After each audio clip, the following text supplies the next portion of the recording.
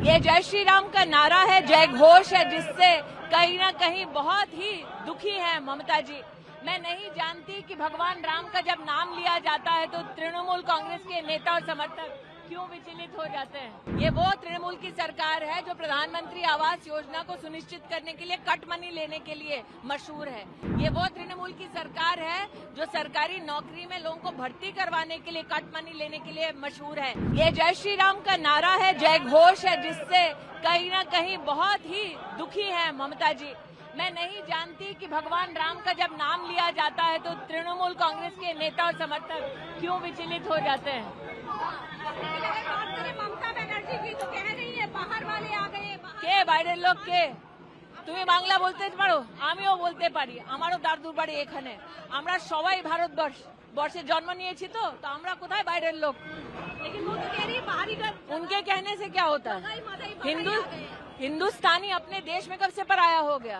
और के बोले छे ममता बंदोपाध्याय निश्चित करबे के বাইরের लोक के बाड़ीर? के बोले छे? एसआईआर को लेकर लगातार सवाल उठ रहे हैं आप लोग। सवाल ये उठता है कि पश्चिम बंगाल की मुख्यमंत्री क्यों घुसपैठियों का समर्थन करती हैं। सवाल ये उठता है कि पश्चिम बंगाल की मुख्यमंत्री क्यों हिंदुस्तान का जो लीगल वोटर है उसका संरक्षण नहीं चाहती।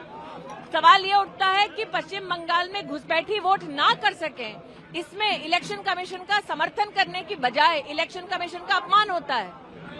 लेकिन अगर बात करें महिलाओं की सुरक्षा की, संदेश खाली की जो घटना हुई उसके बाद यहाँ पर जो आर्टिकल की विक्टिम जो है, आज उनकी मदर भी आज उनके नॉमिनेशन में भी आप गई हुई थी, उनके ऊपर अटैक हुआ, जिस तरीके की परिस्थितियाँ हैं। मतलब एक माँ की बेटी की तृणमूल के गुंडों के संरक्षण में रेप होता है, एक माँ की बेटी की हत्या होती है। जब वो माँ अपने लोकतांत्रिक अधिकार का निर्वहन करके चुनाव में अपना नॉमिनेशन दाखिल करती है तो उसी माँ को अपमानित भी किया जाता है सरेआम। ये कहाँ का न्याय है तृणमूल कांग्रेस का? आपको लग रहा है महिलाओं को न्याय मिलेगा? क्योंकि लगातार भारतीय जनता पार्टी वो न्याय सुनिश्चित करेगी, जैसे कि आज प्रधानमंत्री मोदी ने बंगाल में कहा है, सबका विकास, सबका साथ, लेकिन सबका हिसाब भी। लेकिन एक बहुत महत्वपूर्ण सवाल है, जिस तरीके से लक्ष्मी भंडार, कन्याश्री और तमाम योजनाएं दी जा रही हैं महिलाओं को, बेटियों को, यहाँ पर ममता बनर्जी के द्वारा और प्रधानमंत्री की कई स्कीमों से मुख्यमंत्री ममता बंदोपाध्याय अपनी कई स्कीमें चला रही हैं। उन्होंने प्रधानमंत्री का नाम हटाकर अपना नाम लगाया है।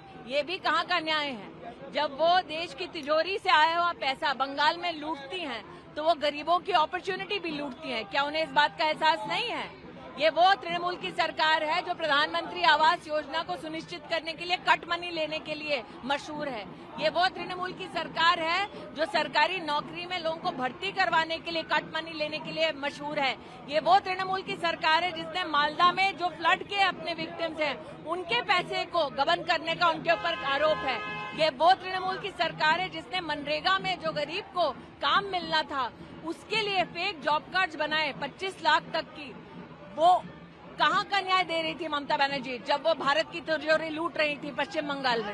अभिषेक बनर्जी कह रहे हैं कि पाकिस्तान के डिफेंस मिनिस्टर कह रहे हैं बंगाल को उड़ा देंगे। बंगाल अभिषेक बनर्जी की पार्टी ने सीने वाले प्रधानमंत्री, डिफेंस मिनिस्टर और अमित शाह, देखिए तृणमूल कांग्रेस ने उस विपक्षी दल का, उस समूह का समर्थन किया जिसने भारत की फौज से भारत के संसद में प्रमाण मांगा उनके शौर्य का। उनके मुख से ये बातें शोभा नहीं देती हैं।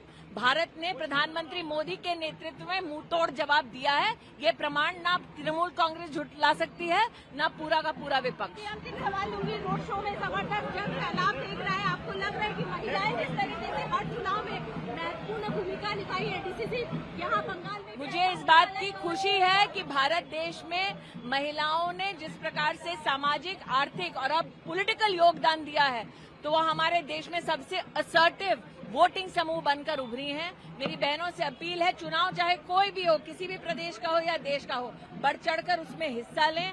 अब तो प्रधानमंत्री मोदी भी चाहते हैं कि जल्द से जल्द 33% आरक्षण हम बहनों के लिए हकीकत बन जाए, तो बढ़ चढ़कर न सिर्फ वोट करें बल्कि जब 33% आरक्षण पूर्णतः लागू हो जाएगा तो पॉलिटिकल कैंडिडेट्स भी बने।